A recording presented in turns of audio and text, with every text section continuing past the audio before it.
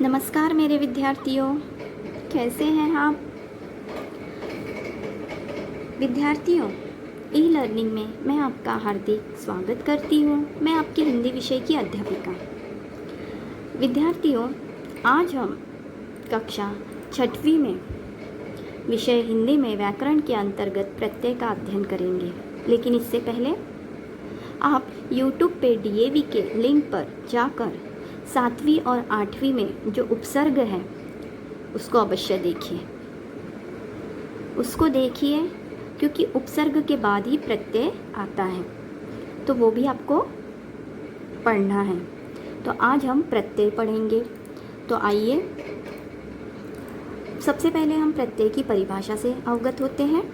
शब्दों के अंत में लगकर उनके अर्थ में परिवर्तन करने वाले शब्दों को हम क्या कहते हैं? प्रत्यय।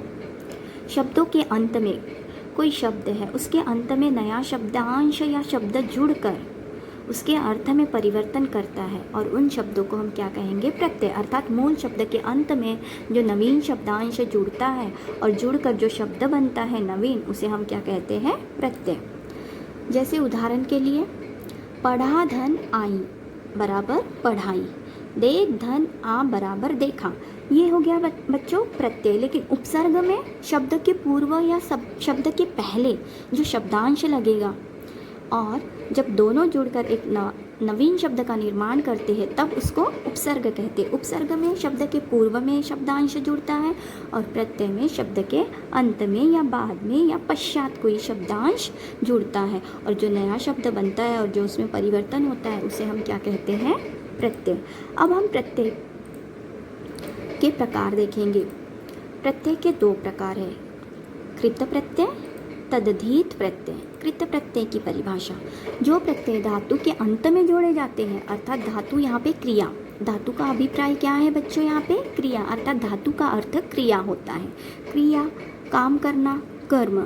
वे जो धातु के अंत में जुड़ते हैं उसे हम क्या कहते हैं? कृत प्रत्यय। और तदधीत प्रत्यय संज्ञा, सर्वनाम या विशेषण के अंत में जुड़ते हैं उसे हम कहते हैं तदधीत प्रत्यय।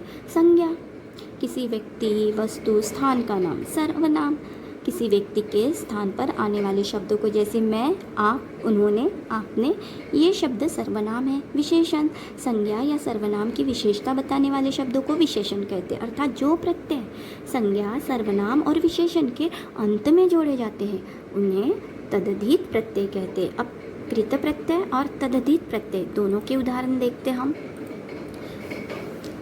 कृत प्रत्यय अर्थात धातु या क्रिया के अंत में। पढ़ना क्या है? क्रिया है।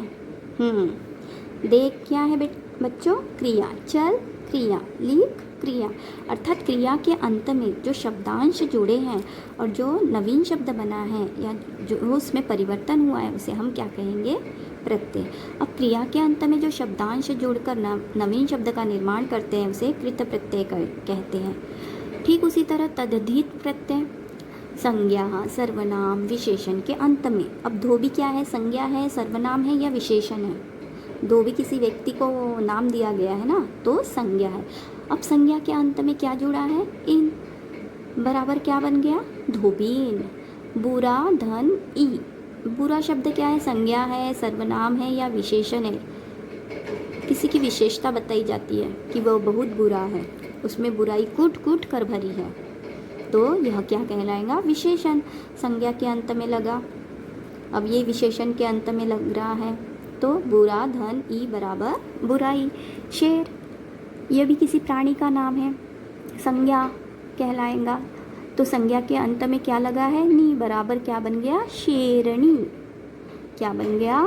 शेरणी। मित्रता, ये संज्ञा है, सर्वनाम है या विशेषण है?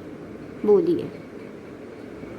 मित्रता एक भाववाचक संज्ञा है, तो यह भी संज्ञा ही है। अर्थात मित्र धन ता बराबर मित्रता। सुंदर, विशेषण है कि संज्ञा है कि सर्वनाम है कि क्रिया है? विशेषण। बहुत खूब। सुंदर अधिक ता बराबर सुंदरता।